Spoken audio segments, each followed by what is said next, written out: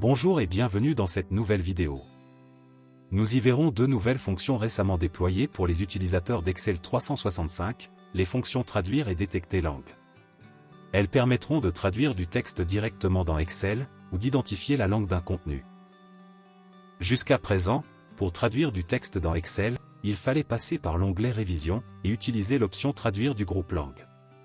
Le traducteur détectait automatiquement la langue du contenu de la cellule sélectionnée, puis la traduisait vers une langue cible que nous pouvions définir. Par exemple ici, dans la cellule B5, Excel a identifié l'espagnol comme langue source, et a fourni une traduction en français, la langue cible choisie. Nous devions copier et coller le résultat à l'endroit souhaité. À présent, nous avons la nouvelle fonction traduire. Dans le premier argument, nous indiquons le texte à traduire placé entre guillemets, comme ici bonjour. Le deuxième argument permet de spécifier la langue source, en saisissant son code entre guillemets, ou en la sélectionnant parmi les 133 langues disponibles dans la liste contextuelle. Nous entrons FR pour le français. Enfin, dans le troisième argument nous indiquons la langue cible, celle vers laquelle nous souhaitons traduire le texte. Dans cet exemple, nous saisissons DE pour l'allemand. La fonction interroge le service en ligne Microsoft Translator, qui renvoie immédiatement la traduction. Bien sûr, au lieu de saisir directement le texte dans le premier argument, nous pouvons simplement faire référence à une cellule le contenant, comme ici avec la cellule B5. Nous laissons le deuxième argument vide, et nous saisissons FR dans le troisième. Dans ce cas, la langue source sera détectée automatiquement pour la plupart des langues, et la traduction se fera vers la langue cible définie. Néanmoins, si la langue source est connue, il est préférable d'indiquer son code pour améliorer la précision de la traduction. Cette fois, en cellule 6, dans le deuxième argument nous saisissons DE. Nous omettons le troisième argument qui est également facultatif. En son absence, la traduction sera faite vers la langue du système, qui est donc le français pour mon cas. Le deuxième et le troisième argument étant facultatifs, nous pouvons simplement mettre le texte en seul argument, de la fonction traduire. La langue source sera détectée par le service Microsoft, et traduite vers la langue du système. La seconde fonction liée à la traduction est détecter langue. Elle permet d'identifier le code de la langue d'un texte. Cette fonction ne prend qu'un seul argument.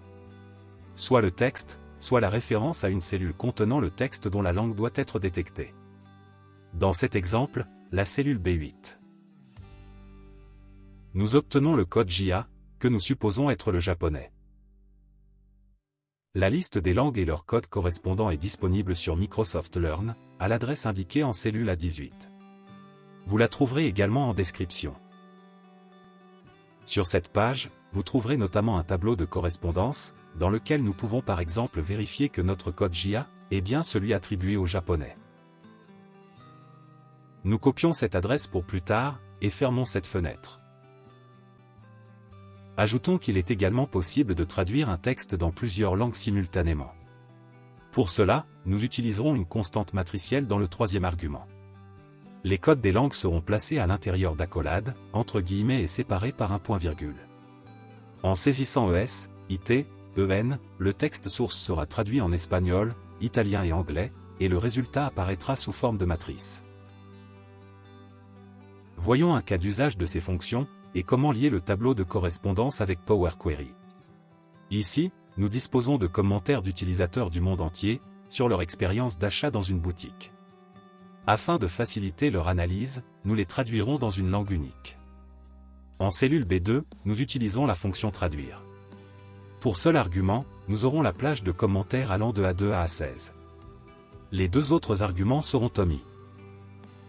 Chaque cellule est analysée individuellement. La langue du texte est détectée automatiquement, puis traduite dans la langue du système. Le résultat s'affiche sous forme de matrice. Pour identifier la langue d'origine, en cellule C2 nous utilisons la fonction détecter langue, appliquée à la même plage de données. Le résultat affiche les codes de langue correspondant à chaque commentaire. Nous préférons obtenir le nom de la langue, et pour cela nous avons besoin du tableau de correspondance. Par l'onglet Données, dans le groupe Récupérer et transformer les données, nous choisissons à partir du web.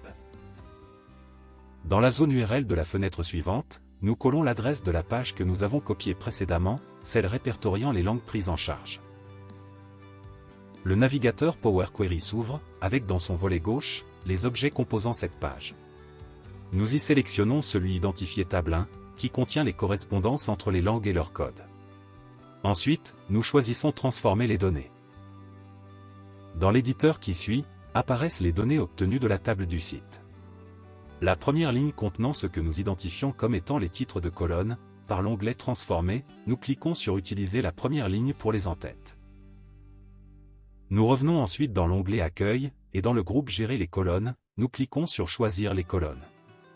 Dans le menu contextuel suivant, nous sélectionnons uniquement les colonnes langage et colonnes langue. Nous renommons la requête table 1, langue.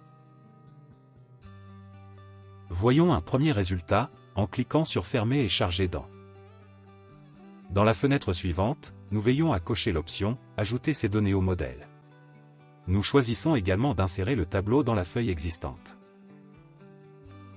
Notre tableau de correspondance apparaît, répertoriant les langues prises en charge, ainsi que leurs codes respectifs.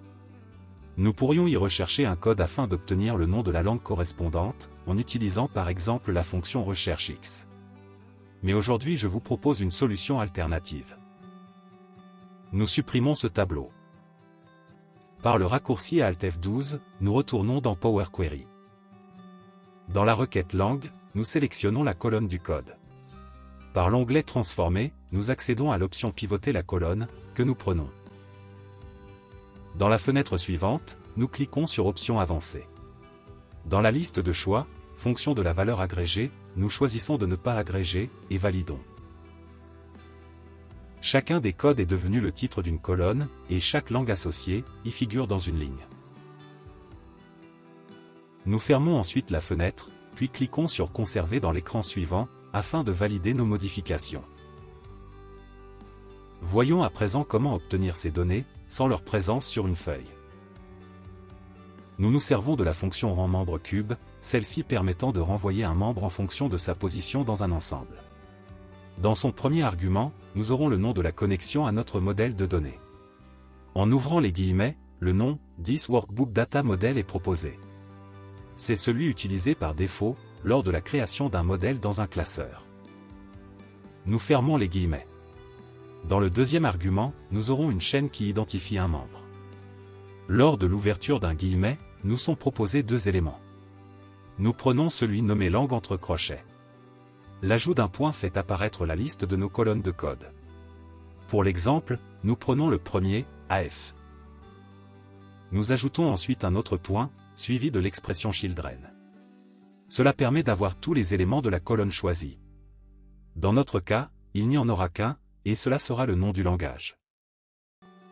Enfin, dans le troisième argument, nous mettons la position de l'élément à récupérer, qui sera donc le chiffre 1 pour notre cas. Nous fermons les parenthèses et validons.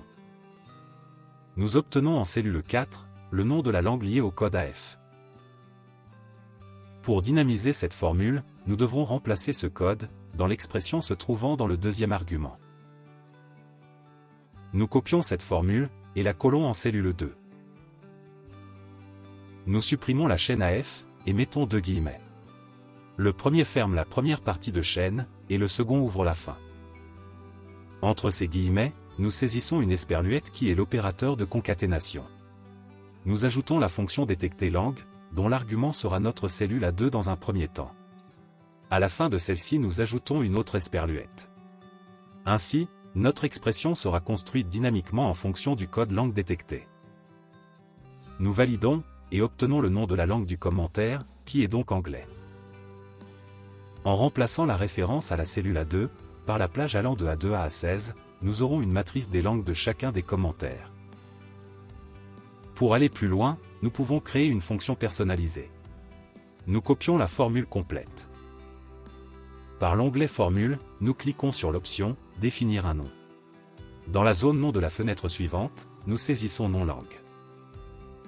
Dans la zone fait référence, nous commençons par égal, suivi de lambda. Dans son premier argument, nous définissons un paramètre que nous nommons cell. Dans le second, nous collons la formule que nous avons copiée précédemment. Nous y remplaçons la référence à la plage allant de A2 à A16, par notre paramètre cell. Nous terminons en fermant une parenthèse, et en validant. À présent nous pouvons appeler cette fonction dans tout le classeur. Ici en cellule 8, nous l'appelons et lui donnons la chaîne Hello en paramètre. Nous obtenons le nom de la langue du texte. En cellule 9, nous l'utilisons avec la référence à la cellule A5 dans son paramètre, et nous apprenons que ce commentaire a été rédigé en allemand. Nous arrivons à la fin de cette vidéo. Les fonctions traduire et détecter langue sont faciles à utiliser, et offrent une solution pour traduire du texte, ou identifier une langue directement dans un classeur Excel. Cependant, elles ont quelques limites. Le nombre de requêtes de traduction est quotidiennement restreint. De plus, la détection de langue peut manquer de précision, notamment pour les textes courts. La qualité des traductions peut également varier en fonction des langues. Malgré cela, elle reste efficace pour les langues les plus courantes. Merci pour votre attention. À bientôt.